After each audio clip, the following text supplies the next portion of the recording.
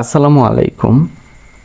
Hello প্রিয় শিক্ষার্থী, তো তোমরা যারা ডিগ্রি দ্বিতীয় বর্ষে রয়েছ, আজকের ভিডিওটি তোমাদের জন্য। আমাদের আজকের টপিক হিসাব বিজ্ঞান তৃতীয় পত্র। তো যাদের এই টপিকটি আছে প্রথম থেকে শেষ পর্যন্ত দেখতে থাকো। আর যাদের সাজেশনগুলো লাগবে বা অনলাইনে আমাদের এখানে কোর্স করতে চাও, তারা সরাসরি আমাদের সাথে কন্ট্যাক্ট করতে পারো। তো চলো আমি তোমাদেরকে ক বিভাগ থেকে কিছু প্রশ্ন দেখিয়ে দিয়েছি। আর একটা কথা বলতে চাই, আমাদের সাজেশনগুলো কিন্তু ক বিভাগ, খ বিভাগ, গ বিভাগ সম্পূর্ণ প্রশ্নপাঠ উত্তর সহ। ওকে, তো চলো শুরু করা যাক। আমাদের প্রথম প্রশ্ন, হিসাব কি?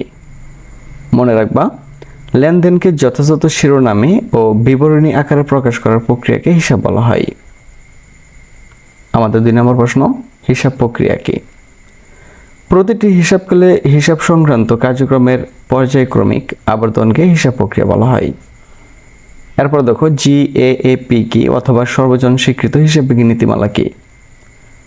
উত্তরটা হচ্ছে, হিসাব বিজ্ঞানের যে সকল নীতিমালা সকলের নিকট গ্রহণযোগ্য এবং হিসাবকালের সাথে সংশ্লিষ্ট সকলে মেনে চলে তাকে সর্বজনীন স্বীকৃত হিসাব বিজ্ঞান বলা হয়। এরপর দেখো, হিসাব বিজ্ঞান কি? মনে রাখবা, হিসাব বিজ্ঞান একটি তথ্য ব্যবস্থা বা তথ্য ব্যবস্থা যেটি একটি প্রতিষ্ঠানের অর্থনৈতিক ঘটনাসমূহকে শনাক্ত করে, লিপিবদ্ধ করে এবং তা তথ্য ব্যবহারকারীদের নিকট সরবরাহ করে। হিসাব বিজ্ঞান তথ্যের বাহ্যিক ব্যবহারকারী কারা?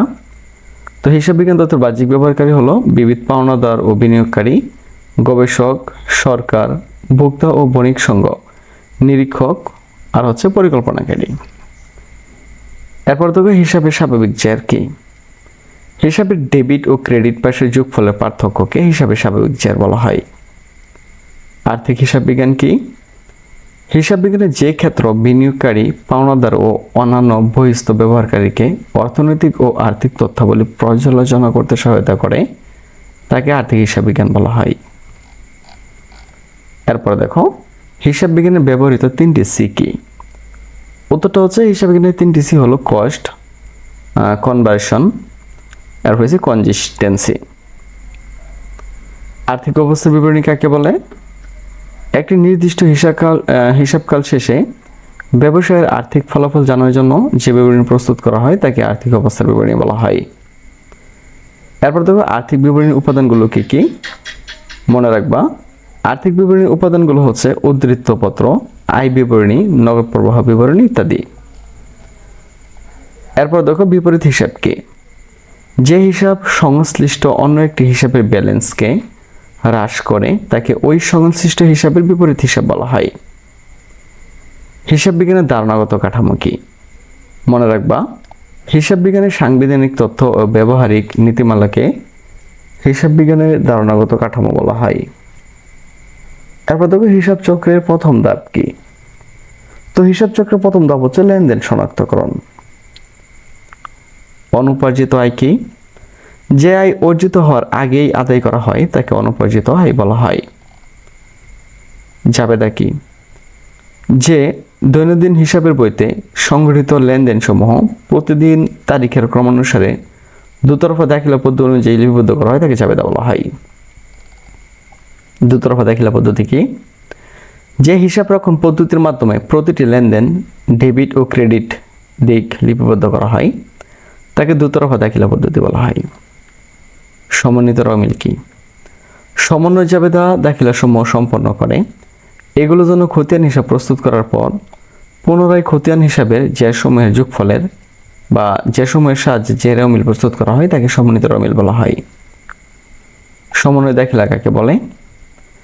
যে জাবেদার মাধ্যমে অলিখিত লেনদেন, ভুল লেনদেন, পূর্বের বছরের লেনদেন বা পরবর্তী বছরের লেনদেন নিখুঁতভাবে হিসাব করা হয় তাকে সমন্বয় দাখিলা বলা হয়। এরপর দেখো, আয় বিবরণী কাকে বলে? যে বিবরণীতে প্রতিষ্ঠানের আয়, ব্যয় তথা ব্যবসায়িক কার্যাবলীর ফলাফল প্রদর্শিত হয় তাকে আয় বিবরণী বলা হয়। এরপর দেখো, FASB এর পুনরূপ কি? মনে রাখবা, FASB এর পুনরূপ হচ্ছে ফিনান্সিয়াল অ্যাকাউন্টিং স্ট্যান্ডার্ড বোর্ড।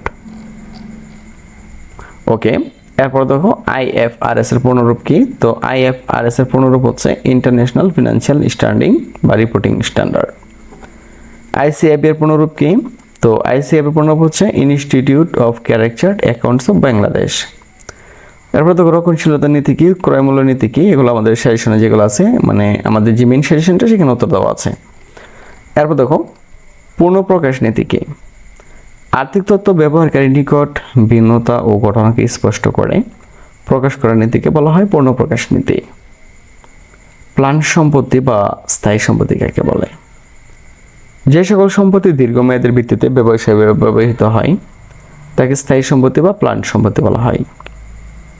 সম্পদ বলতে কি বোঝো অথবা সম্পদ কি, আর্থিক প্রতিবেদনের দলিল মালিকানায় নিয়ন্ত্রিত পরিসম্পদ যা প্রতিষ্ঠানকে ভবিষ্যতে সুবিধা প্রদান করবে তাকে সম্পদ বলা হয়। ভূমি উন্নয়ন কাকে বলে, ভূমি ব্যবহার উপযোগী করার জন্য যে খরচ করার প্রয়োজন হয় তাকে হচ্ছে ভূমি উন্নয়ন বলে। লিজ বা ইজারা কাকে বলে, নির্দিষ্ট ভাড়ার বিনিময়ে কোনো নির্দিষ্ট সময়কালের জন্য তোমার হচ্ছে কোনো সম্পত্তি ব্যবহার করার জন্য যে অধিকার নেওয়া হয় বা অধিকারকে তোমার লিজ বা ইজারা বলা হয়। ফ্র্যাঞ্চাইজ কি, ফ্র্যাঞ্চাইজ হলো কোনো নির্দিষ্ট এলাকার নির্দিষ্ট সময়ের জন্য কোনো উৎপাদনকারী, বন্টনকারী বা কোনো ব্যবসায়ীকে কোনো দ্রব্যের উৎপাদন করার অধিকার। তো এইভাবে আমাদের ক বিভাগ, খ বিভাগ, গ বিভাগ, উত্তর সহ রয়েছে এবং প্রত্যেকটা অঙ্ক তোমার করা রয়েছে এবং তুমি চাইলে আমাদের কাছে অনলাইনে অঙ্কের কোর্সও নিয়ে নিতে পারো। তো আশা করি বিষয়টি তোমাদেরকে বোঝাতে পেরেছি। তো আজ এখান থেকে বিদায় নিচ্ছি, পরবর্তী আপডেট এবং ভিডিও পেতে আমাদের সাথেই থাকো।